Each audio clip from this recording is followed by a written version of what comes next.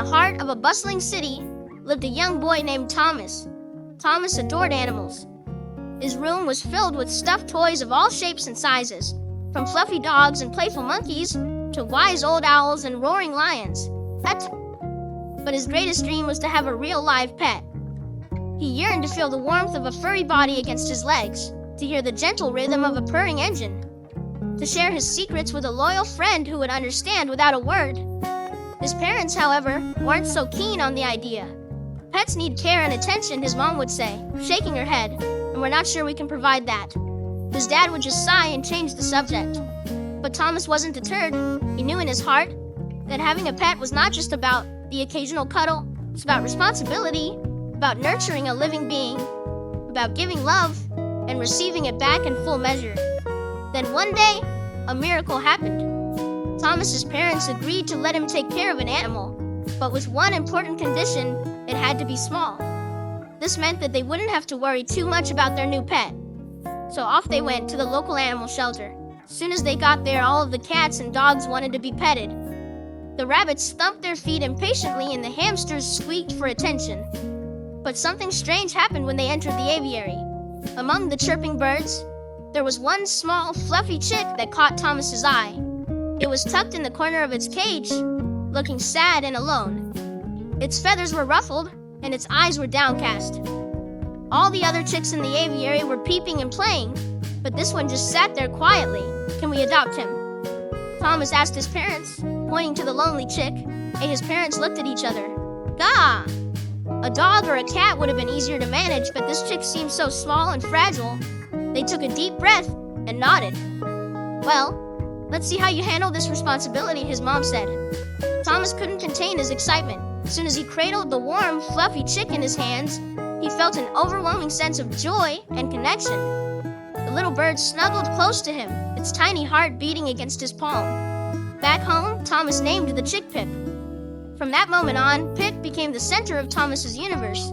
He'd fed him, played with him, and sang him songs. They became best friends. The days passed in a flurry of activity as Thomas doted on Pip. He made cozy nests for him to sleep in, played with him using a ball made of crumpled paper, and talked to him for hours. Pip thrived under Thomas's care. His feathers became smooth and shiny. His eyes sparkled with mischief, and his peeps turned into loud, confident chirps.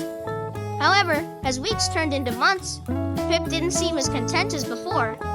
He spent most of his time staring at the window, pecking at the glass, and occasionally letting out a frustrated squawk. "What's wrong, Pip?"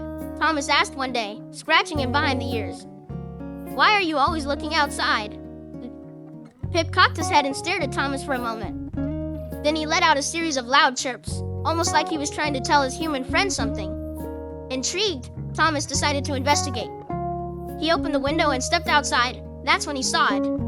In the neighbor's yard, there was a group of birds fluttering around, chirping merrily. They were colorful and beautiful, and Thomas suddenly understood. Pip wasn't just a pet, he was also a bird.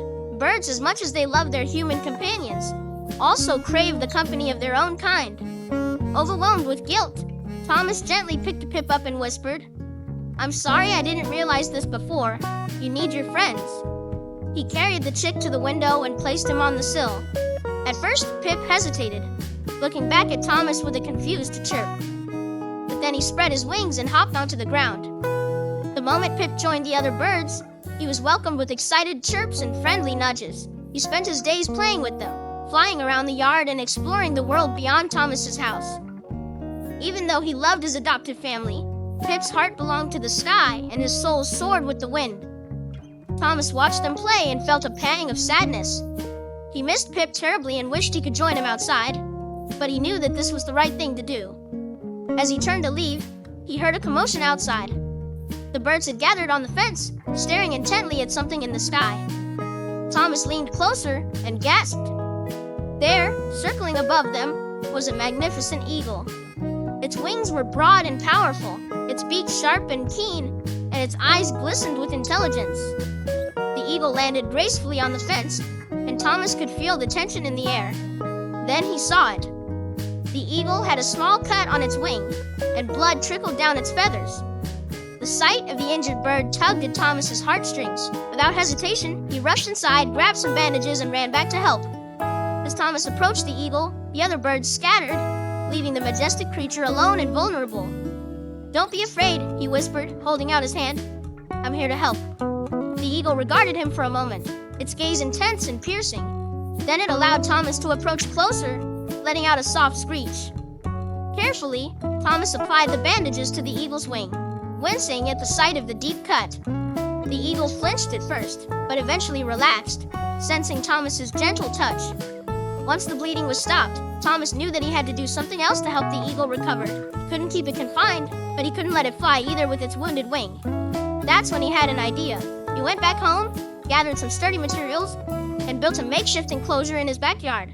Next, he made sure it was big enough for the eagle to move around, but also safe and secure. With the eagle settled in its temporary home, Thomas started visiting it daily, brought it food, water, and fresh bandages. Each day he would sit for hours by the eagle's enclosure, talking to it softly and patiently waiting for it to trust him. The eagle, in turn, gradually started responding to Thomas's kindness. He would let him pet its head, would take food from his hands, and would even preen its feathers while he scratched its back. Days turned into weeks, and the eagle's wings slowly healed under Thomas's dedicated care. During those weeks, an unusual bond developed between the boy and the bird. They understood each other without words, sharing a connection that transcended their differences. Finally, the day arrived when the eagle's wing was completely healed. Thomas felt a mix of emotions. He was happy for the eagle, but couldn't help feeling a tinge of sadness at the thought of parting ways. He approached the eagle's enclosure and opened the door. "It's time," he said softly. The eagle looked at him, its eyes filled with understanding, spread its wings, soared into the sky, and disappeared into the clouds. Thomas stood there watching, a smile on his face, knew that he had done the right thing. He looked back at the house, knowing that Pip was now soaring through the sky alongside his feathered friend. The experience had changed Thomas. He realized that sometimes the greatest act of kindness is to let go and set a captive spirit free. He understood that true companionship wasn't just about physical presence, but about forming a bond that transcended species, a bond based on mutual respect and love.